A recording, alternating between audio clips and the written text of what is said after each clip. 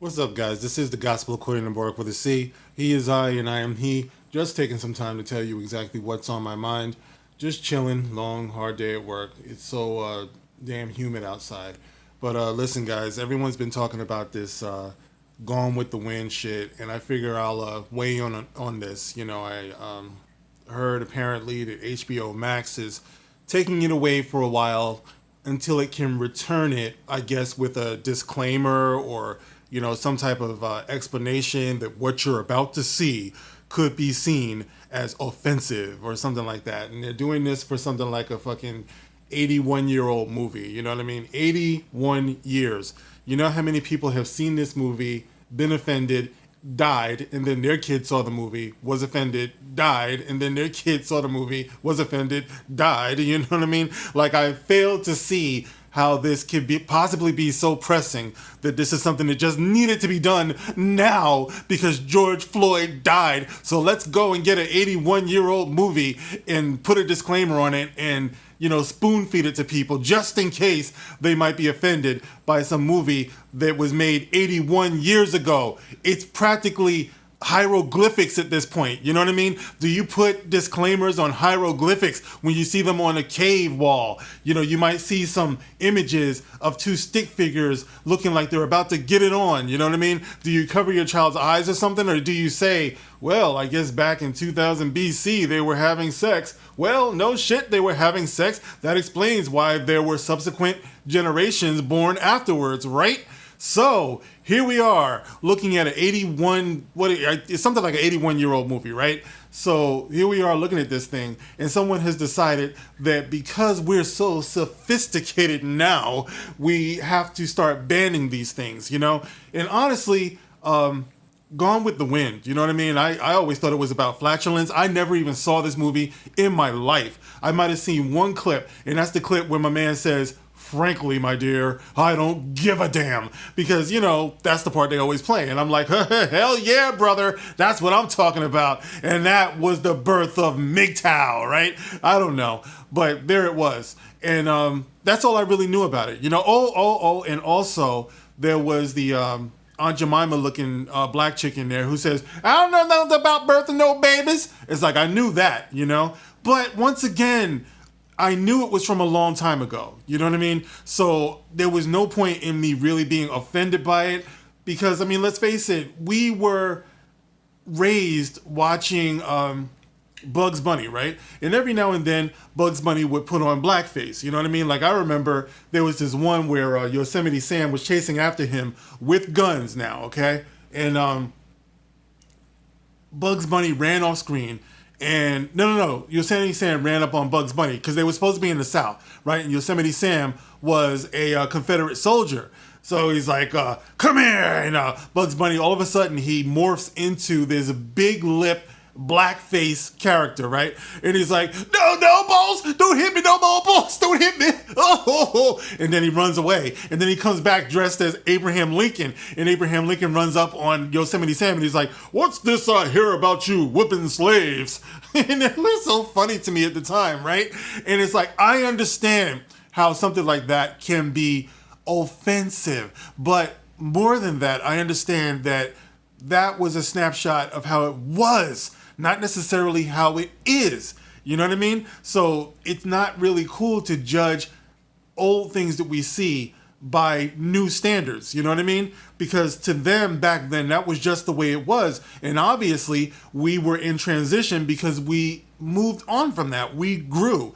And that's what really should be celebrated, the growth. All right? We came through a lot as a people. We came through a lot as black people. We came through a lot as Americans, as a society. We talk about Star Trek, right? And how in the future, humanity seems to have gotten over racism, sexism. I don't even think they're using money anymore, in the future. So it's like they look back on the days when they used to be hung up on those things and they realize how far they've come, and you celebrate that kind of thing. You don't hide it. You don't destroy it, man. It's like Indiana Jones said, that belongs in a museum, So sometimes that's what it has to be. Gone with the Wind, what is it? Huck Finn, Tom Sawyer, things like that from a long time ago, certain paintings.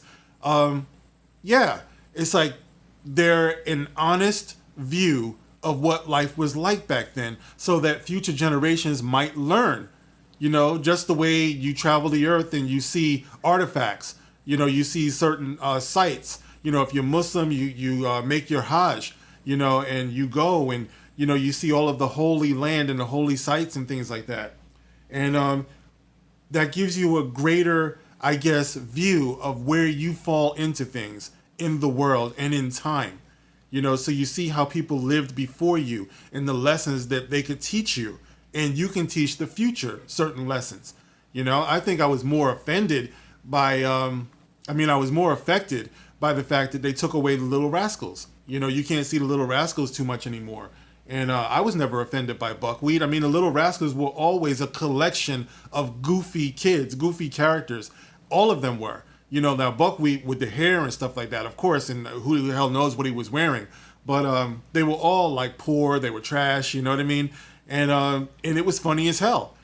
So I don't understand this where we are today, where we just think we can just erase the past and get rid of everything.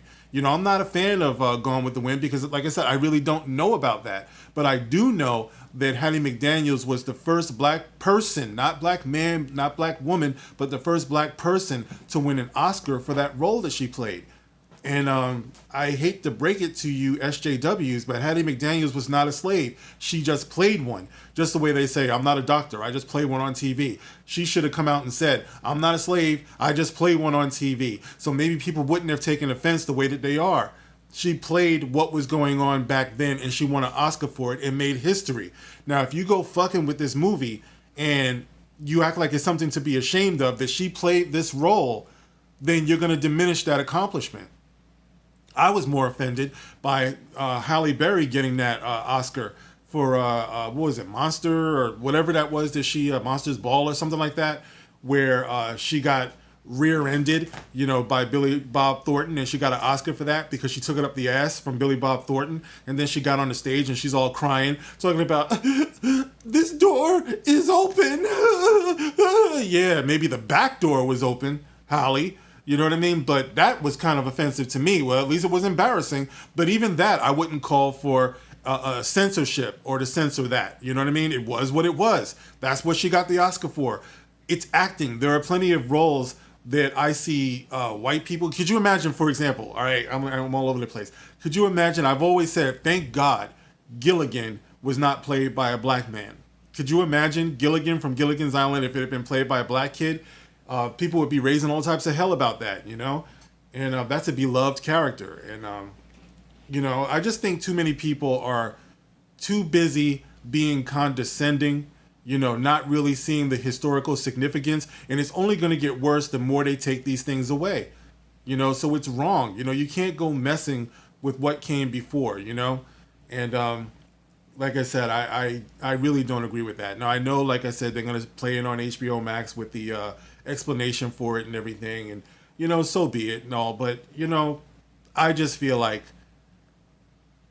for an 81-year-old movie, it's unfair to judge anything that is that old by today's standards. I knew a guy who used to call me colored. He said, yeah, you're a good colored guy. He used to call me colored. The man was something like 90 years old.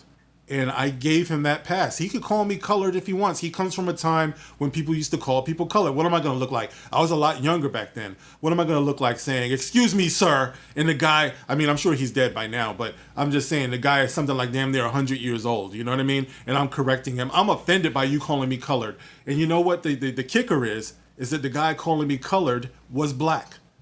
All right? So, like I said before, guys, common sense is what's like so needed. It's what the world needs now is common sense. It's the only thing that there's just too little of. And we need that. You know what I mean? We need that reminder because these people are like off the wall, man. And it's only going to get worse, like I said before. So anyway, guys, those are my some of my thoughts, about this whole Gone with the Wind stuff, and all the stuff that they're doing. And like I said, it won't be the last thing. Every day it seems like we're going just so fast with this stuff now. They're just trying to change the consciousness, and they just keep hitting us over the head with how we should think. And anyone who thinks differently is a bad guy. You get put in that bag. You must be a Trump lover. I don't know how they get Trump in with everything that's unpopular, but that's what's going on now. So anyway, guys, let me know what you think. What do you feel about all of this Gone with the Wind shit and all the changes that they're trying to do and manipulate our thoughts and everything? Get in the comment section and let me know. And of course, as always, you can like, you can share, you can subscribe. And when you do subscribe, hit the notification bell and hit all so you get all notices from when I drop my videos. And of course, you can find me on Twitter, and that link, as always, will be in the pinned comment below. All right, guys, so that's it for now. I'll catch you on the next one. This is The Gospel According to Mark with a C. Rock on.